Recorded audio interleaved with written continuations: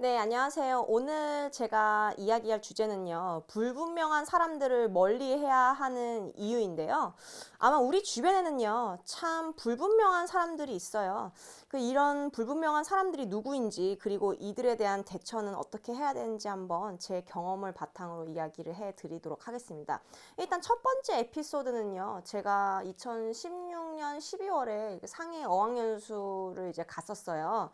근데 갔었는데, 그 어학연수가 이제 3주짜리 프로그램이었습니다. 그래서 제가 30일짜리 유학생 비자를 발급받아서 갔기 때문에 약간 시간이 떴어요, 중간에.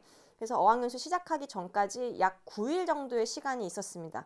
그래서 제가 상해에서 상해가 집값이 은근히 비싸더라고요. 그래서 에어비앤비를 이렇게 잡아가지고 그 에어비앤비 하우스에서 이제 한 8박 정도를 했어요. 그 8박 정도를 이제 하면서 아마 최장기 투숙객이었던 것 같아요. 대부분 이제 상해 여행 오는 사람들이 그 집을 이용했었는데 거의 뭐 한 이틀 아니면 길어봤자 3일 정도였는데 저만 거의 8박을 했다 보니까 이제 집주인 내외와 정말 친해진 거죠. 그 집주인이 그 젊은 부부였는데요. 한 5살 정도 되는 딸내미를 키우고 있는 그 젊은 부부였어요. 제가 8일이나 머물렀다 보니까 이제 그 부인분이랑 제가 좀 친해졌습니다. 아마 나이대도 뭐 그렇게 큰 차이가 안 났기 때문에 같은 또 여자잖아요. 그러니까 우리 여자만이 알 수 있는 부분들이 있어서 쉽게 친해질 수 있었습니다. 그래서 제가 이제 대학교 기숙사로 어학연수 받으러 이제 떠나야 할 날이 돌아왔을 때 이제 그 집주인 부인께서 저한테 너 한국 가기 전에 한번 초대할 테니까 와라. 자기가 맛있는 거 해주겠다라고 이제 약속을 하셨어요. 이제 그 후 저는 어학연수를 받으러 이제 떠나게 되고 어학연수를 이제 하면서도 이제 종종 그 집주인 분이랑 연락을 했는데 딸내미가 이제 폐렴에 걸린 거예요. 이게 겨울이잖아요. 폐렴에 걸렸어요. 그래서 딸내미 병원 통원 치료하느냐고 정신이 없으신 거예요. 근데 그 딸내미 이름이 제 영어 이름이랑 동일했기 때문에 좀 더 쉽게 그분들이랑 친해질 수 있었거든요. 저는 일단 뭐 어학연수 받으면서 뭐 즐겁게 지내다가 제가 한국으로 돌아가야 할 날이 이제 왔습니다. 이제 더 이상 이제 미룰 수가 없잖아요. 저의 그 방문은. 그래서 그 부인분께서 이제 더 이상 미룰 수가 없으니까 이제 와라 해가지고 갔어요. 근데 제가 그분네 집에 다시 갔을 때 날짜가 이제 춘절 연휴였어요. 그러니까 설 연휴라고 할 수 있죠. 그러니까 우리나라 같은 경우는 설 연휴 보면은 일단 많이들 이제 귀경길에 오르잖아요. 그러니까 상점들 문 닫는 데가 많죠. 근데 중국은 그 스케일이 달라요. 일단 우리나라보다 훨씬 더 문 닫는 상점이 많다고 생각하시면 돼요. 그래서 그날이 하필이면 춘절 연휴 첫 번째 날이었기 때문에 도로에 정말 사람이 없더라고요. 그 중국 사람 많잖아요. 근데 상해 시내가 참 이게 평온하더라고요. 그날따라. 제가 그분 집에 가서 이제 뭐 내주는 와인이며 뭐 구워주는 쿠키며 이렇게 잘 받아 먹으면서 즐겁게 담소를 나누고 있었는데 갑자기 그 집주인분이 누군가가 우리 집 방을 방금 예약했어. 가서 픽업해갖고 올게? 라고 하시더니 남편분이 나가셔서 이제 데리고 오셨어요. 어떤 손님을. 근데 그날 다들 이제 집에 돌아가고 그런 시기다 보니까 그 에어비앤비 하우스가 굉장히 이제 한산했거든요. 그날따라.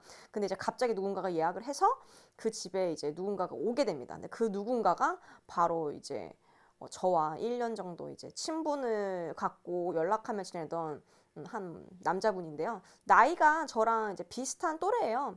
그렇기 때문에 서로 뭐 공통적으로 이야기할 수 있는 부분이 많잖아요. 일단 저도 중국어 좋아하고 중국 좋아하고 그분도 뭐 중국에 살고 있고 한국 분이셨는데 그래서 이렇게 자연스럽게 친해졌어요. 친해지면서 한 1년 정도 이제 메시지 주고받고 이러면서 연락을 이렇게 하며 지냈는데 사실 제가 그분을 조금 좋아했어요. 사실 제가 그분 좀 좋아해서 그게 그러니까 연락하며 지낸 지 꽤 한 반년 이상 지났을 때 어느새 내가 이 사람을 되게 신경 쓰고 있구나라는 걸 느꼈거든요. 그러니까 제가 되게 좋아하는 제가 좀 뭔가 멋지다고 생각하는 그런 사람의 모습을 이제 많이 이제 갖고 있었어요. 그분이 이제 어떤 모습을 갖고 있었냐면은 그분이 뭐 금수저 이런 것도 아닌데 혈혈단신으로 이제 유학 와가지고 유학 생활하고 졸업하고 나서도 이제 거기 중국에서 자리 잡고 어느 정도 이제 성공하려고 이제 노력하고 참 분주히 살던 청년이었거든요. 그러니까 저는 그런 사람을 이렇게 보면은 되게 뭔가 응원해주고 싶고 되게 내가 못하는 거에서 그런지 몰라도 되게 멋있다는 생각이 들거든요. 열심히 사는 사람은 누구나 다 이제 잘 되길 바라고 응원해주게 되잖아요. 그래서 저는 이제 그분과 이제 연락도 자주 하고 좀 걱정도 되고 그러더라고요. 이제 그 마음이 약간의 이제 좋아하는 마음으로 나중에는 이제 변한 건데, 그 제가 마음을 표현한 후로 조금 이제 그분에 대해서 생각을 좀 재고하게 된 계기가 있었어요. 어떤 식으로 그분이 저를 대했냐면요. 일단 되게 불분명한 태도를 보이는 거예요. 뭐 말을 뭐 화제를 돌린다든지, 뭐 되게 뭐 딴소리를 한다든지, 아니면은 제가 뭐 고백한 거에 대해서 명확한 답변을 하질 않더라고요. 근데 제가 처음에 좀 당황을 했죠. 이런 불분명한 반응에. 근데 사람은 사실 한 번만 보고 평가하기가 좀 어렵잖아요. 그래서 여러 번 제가 다른 방식으로 이렇게 접근을 해서 이렇게 말을 했어요. 근데 그분이 매번 그때마다 저에게 보이는 그 방식이 조금 불분명했어요. 어떤 식이었냐면, 이런 식으로 답했어요. 나는 너가 좋은 사람인 것 같아. 근데 이성으로선 잘 모르겠어. 자, 여기까지만 들으면 명백한 거절이에요. 그렇죠? 여기까지만 들으면 명백한 거절인데 중요한 건 그 다음 한마디를 잘 들어야 돼요. 그런데 앞으로 발전할 수도 있다고 생각해. 라고 이렇게 이야기를 합니다. 자, 여러분 여기서 잘 보셔야 될게요.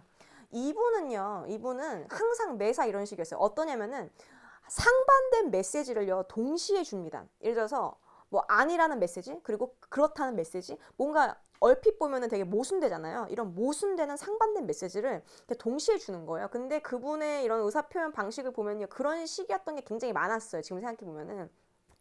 그러니까 그 메시지를 받는 사람 입장에서는 어떨까요? 그렇죠. 뭔가 혼란스럽겠죠. 뭔가 이런 의미로 이 사람이 나한테 얘기하는데 또 보면은 이 의미의 얘기를 나한테 하고 있어. 그러니까 듣는 사람은 굉장히 혼란에 빠질 수밖에 없습니다.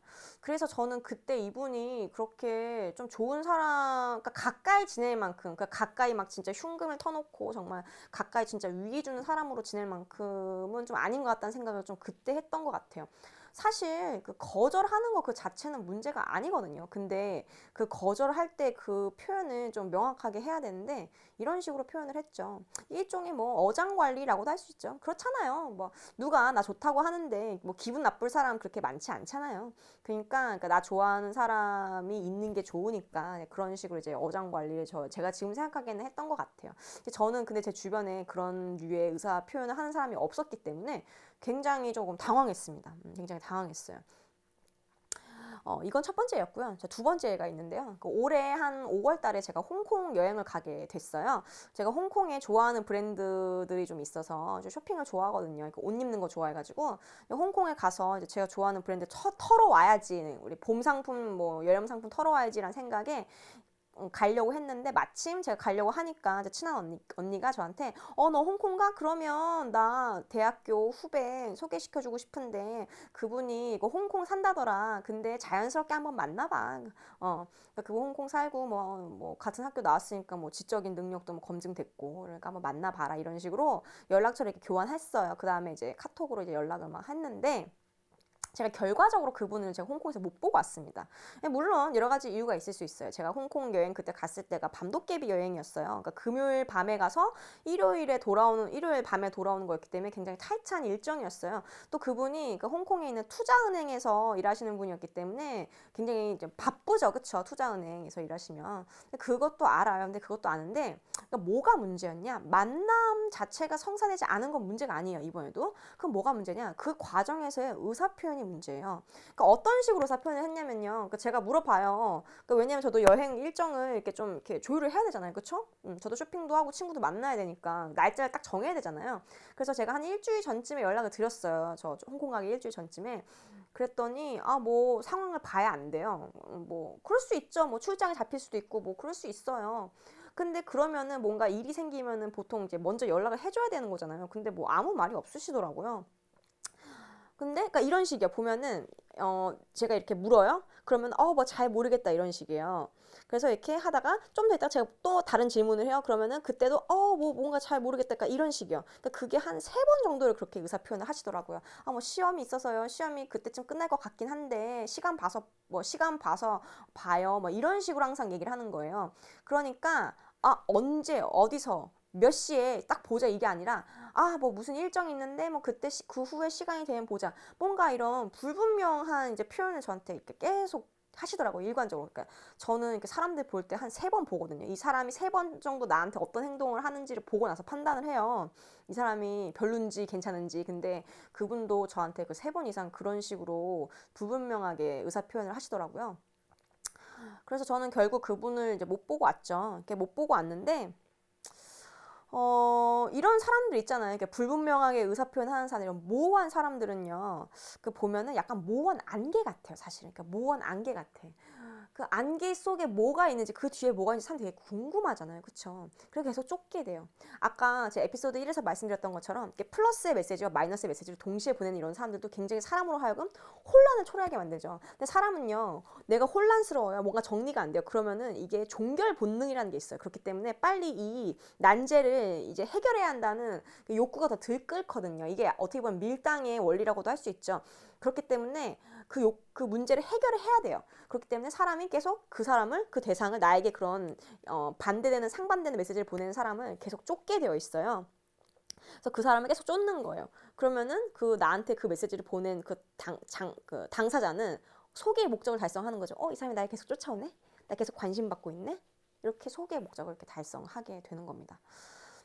여러분, 진짜 멋있는 사람들은요, 이렇게 불분명한 메시지를 이렇게 보내지 않아요. 진짜 멋있는 사람들은 타인에게 뭔가 불쾌감을 주지는 않으면서, 그러나 직접적으로 자신의 메시지를 이렇게 표현합니다. 우리나라 같은 이런 동양 문화권 사람들의 이런 특징이 뭐냐면요, 이 고맥락적 사회예요, 여기가. 그러니까 언어적 표현 말고도 뭐 표정이라던가 뭐 손짓이라던가 몸짓과 같은 이런 비언어적 표현이 그 의사소통 맥락에서 굉장히 큰 역할을 차지하는 게 이런 고맥락적 사회의 특징입니다.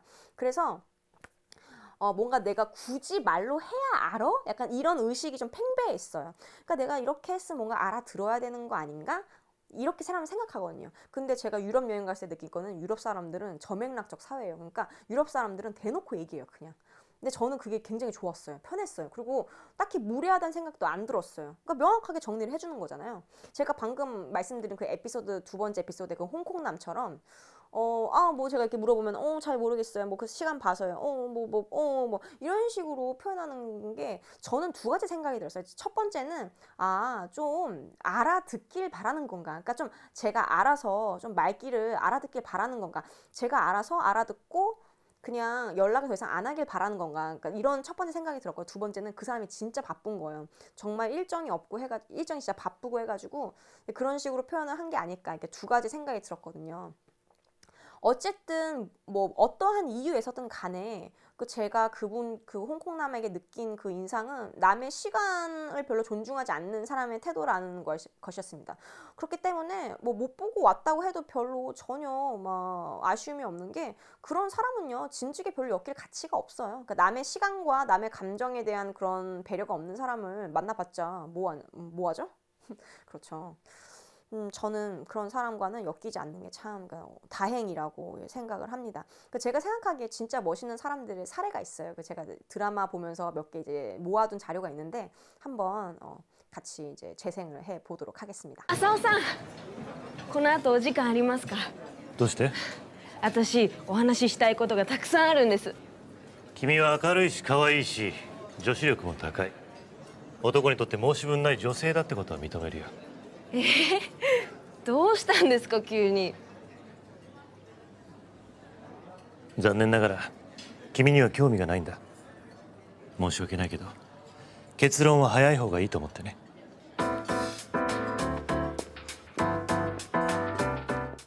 자, 보셨죠? 이런 식으로요. 남을 불쾌하게 하지 않으면서도 자신의 의사표현을 명료하게 하는 사람들이 있죠. 저는 이런 사람들이 참 멋있는 사람이라고 생각을 합니다. 그러니까 자기 자신의 감정과 시간을 소중하게 생각하기 때문에 타인의 감정과 시간도 소중하게 생각을 하는 거거든요. 그렇기 때문에 이런 행동을 하는 거죠.